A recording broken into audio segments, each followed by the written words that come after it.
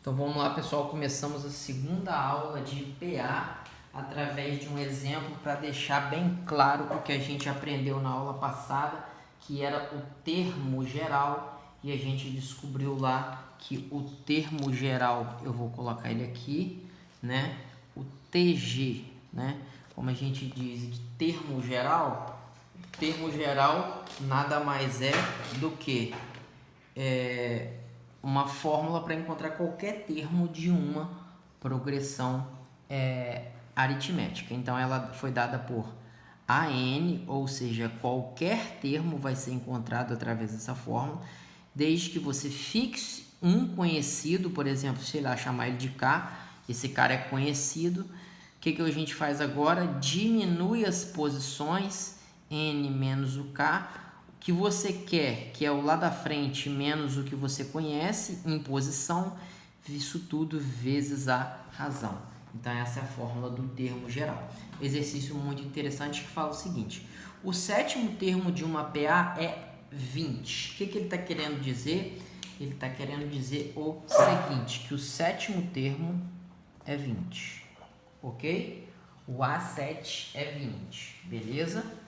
E ele fala que o décimo é 32. Então, ele está falando que o décimo é 32. Então, sobre valores citados, eu já tenho 2, beleza?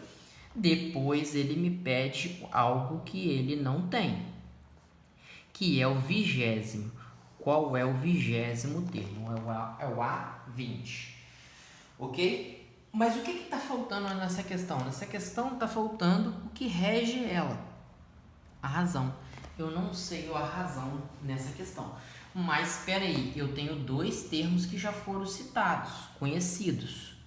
O 7 e o 20. Ele já me deu, então isso é bom. Ok? Se ele me deu o 7 e o 20, vamos usar o termo geral. Como que eu uso o termo geral? Um termo qualquer antes da igualdade, um termo qualquer depois da igualdade, eu estou usando os que ele me deu, que é o 10 e o 7, não vou citar o 20 agora, mais a razão vezes aqui dentro a quantidade de R é a diferença, né? O que falta para o 7 chegar em 10? Para o 7 chegar a 10, falta exatamente 3. Substituo o valor, o A10 é 32, o A7 é 20, certo? Jogo 20 para trás, vai dar 32 menos 20. 32 menos 20 dá 12, ok?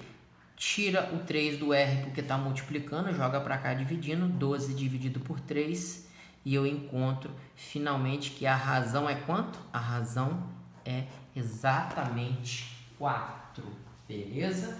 E agora eu vou encontrar o termo pedido, o termo que é a minha dúvida da questão, ok? Que é o A20. Ah, eu quero o A20. O que a gente faz? Cita o 20 na fórmula, ou antes ou depois da igualdade. Os maiores, às vezes a gente cita antes, o maior em posição, como ele me deu 7, 10 e 20.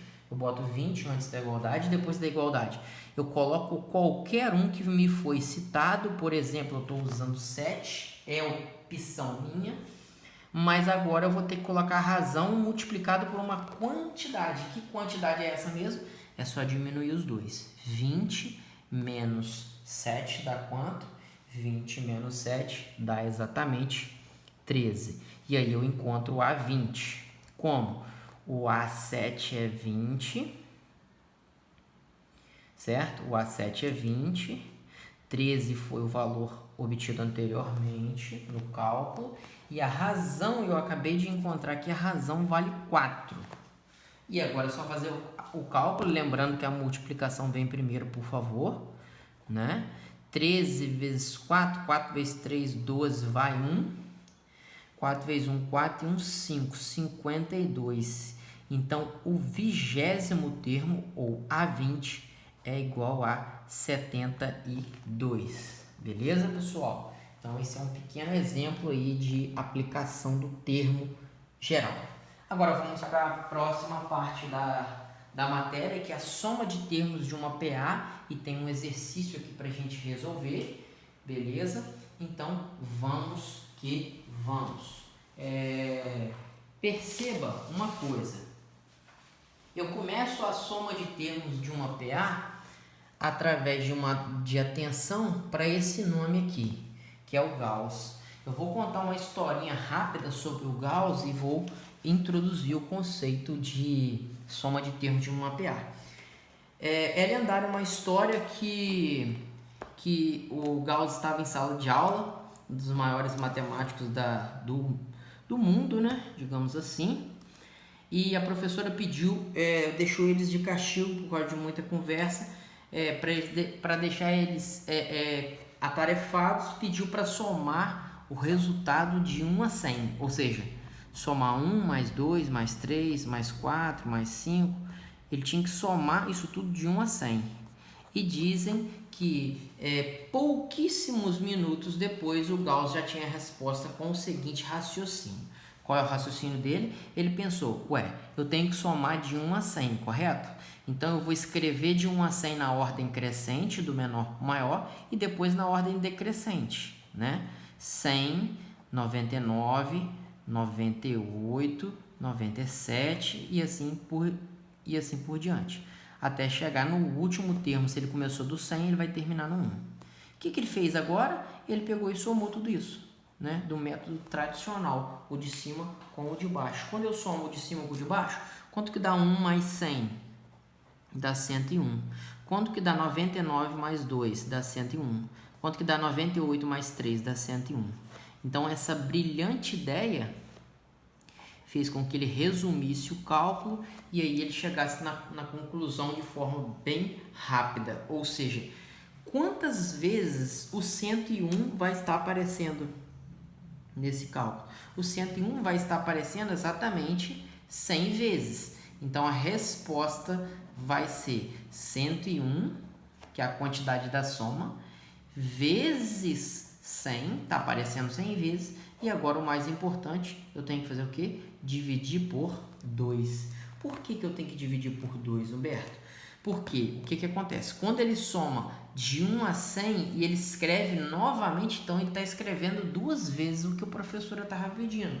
Por isso que ele tem que fazer a conta dele e dividir por 2, certo? E aí fica muito fácil. Multiplicar 101 vezes 100 é só acrescentar 2 zeros, que dá exatamente 10.100. Qual é a resposta de 10.100 dividido por 2? 10.100 dividido por 2 dá exatamente 5.050, né? Então dá um número até bonito. A soma de 1 a 100 dá exatamente 50.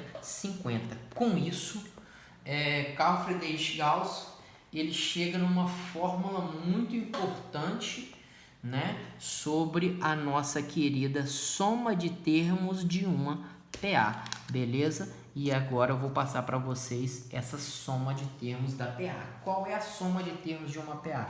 É exatamente a ideia do Gauss. Eu sempre lembro da historinha para lembrar da fórmula, ou seja, a soma de termos a gente chama de S maiúsculo, S de soma, N. N significa que eu vou somar N termos. No caso, o Gauss somou 100 termos. Isso realmente é uma PA, porque ela está crescendo de 1 em 1. Beleza? Então, a soma de termos de uma PA vai ser igual. Ele estava sempre somando o primeiro com o último, perceberam? 100, 1 mais 100, 101. Então, é o primeiro termo somado com o último. O último a gente chama de AN, porque eu não sei a posição que ele está. Nesse caso, eu sei que é a 100ª posição, mas é uma fórmula geral, certo? Depois disso, ele multiplica pela quantidade de vezes que estava aparecendo essa soma. Essa soma é o meu 101. Eu multipliquei ela por 100, né, pela quantidade de parcelas. E depois, obviamente, eu tenho que dividir por 2, porque o raciocínio do Gauss, ele faz, teoricamente, a conta da professora 2 vezes, né? Por isso que tem que dividir por 2. E aí, eu chego num exemplo, né, muito importante, muito interessante para reforçar tudo isso que eu falei. É uma questão que caiu na Federal de Santa Maria, se eu não estou enganado, que fala das bolitas ou bola de gude ou baleba, né, que um garotinho estava empilhando e estava ordenando e formando T's, né? e ele fez aqui o primeiro T com umas bolinhas, o segundo T, o terceiro T, e a pergunta da questão para ele formar 10 T's, quantas bolitas ele vai ter que usar? Ele está colocando um do lado do outro, né? Então eu tenho basicamente isso daqui, certo? Eu tenho o primeiro T, formou 5 bolinhas, 3, 4, 5. O segundo T formou 9 bolinhas. O terceiro T formou 13 bolinhas. E aí a gente percebe que, de fato, isso é uma questão da matéria que a gente está trabalhando agora. Isso é uma questão de PA. Por que isso é uma questão de PA? Porque, pessoal, perceba, se eu diminuir esse desse, se eu diminuir o 9 do 5, eu vejo uma quantidade. Quanto que é 9 menos 5? 9 menos 5 dá exatamente 4. E por acaso, se eu resolver a mesma subtração aqui, eu também descubro o valor 13 menos 9, que também é 4. O que significa isso? Significa que a minha razão dessa PA é 4, ou seja, ele sempre soma 4 para chegar no termo posterior. O que significa isso? Significa que o meu A1, que é o primeiro termo, vale 5, o meu A2 vale 9, o meu A3 vale 13, ele vai usar 13 bolinhas, o meu A4, se fosse o caso, né, de a gente fazer, o A4 seria somar mais 4, novamente 13 mais 4 daria exatamente 17 bolinhas, e assim por diante até chegar no A10. Só que eu não preciso de ir até o A10, né? Eu posso usar o que a gente chama de termo geral, que está exatamente aqui do lado. Como que faz o termo geral? Eu quero encontrar o 10, cito um que eu conheço, qualquer um, por acaso eu quis escolher o 2, faço uma conta de mais a diferença, o que falta o 2, o que o 2 precisa para chegar a 10? O 2 precisa de 8. Esse 8 vai multiplicar exatamente pela razão. Então, o A10 vai ser A2, que é 9, mais 8 vezes a razão, que é 4. Lembrando, sempre multiplicação primeiro. 8 vezes 4, 32. 9 mais 32 dá exatamente 41. Beleza? Então, 41 é a quantidade de bolinha usado no 10º T. Então, no 10º T, vai usar exatamente 41 bolinha. E aí, eu quero fazer exatamente a soma. Então, a minha questão eu quero somar os 10 T's. Qual vai ser a soma dos 10 T's? Vai ser o A1 mais o A2 mais o A3 mais o A10, certo? Eu sei o 1, o 2, o 3, o 4 e o 10. Tem um intervalo que eu não sei. Precisa descobrir? Não. Gauss, na historinha dele aqui, falou que não precisava. O que precisa de fazer, então? É só usar a fórmula. Para descobrir a soma dos 10 termos, aqui eu estou convertendo o n para 10, eu pego o primeiro termo, somo com o último, que é o 10º, multiplico pela quantidade e em seguida divido por 2. Então eu preciso somente do primeiro e do último. Essa foi a regrinha do Gauss aqui, ok? O importante era o primeiro, que era 1, e o último, que era 100. Não importa o 2 com 99, porque todos eles davam o mesmo resultado, ok? Então agora a gente termina o cálculo da seguinte maneira. O primeiro termo, o primeiro T já tinha 5 bolinhas. O 10º T descobrimos que tem 41 bolinha, certo? Vezes 10 dividido por 2, ok? Eu sei que dentro do parênteses 41 mais 5 dá 46, então dá 46 vezes 10 dividido por 2, 46 vezes 10, 460, 460 dividido por 2 dá exatamente 230. Então, ele precisava de exatamente 230 bolinhas de gude, ok? Então, basicamente é isso. Soma de termos, exercício interessante. Forte abraço, pessoal. Bons estudos aí.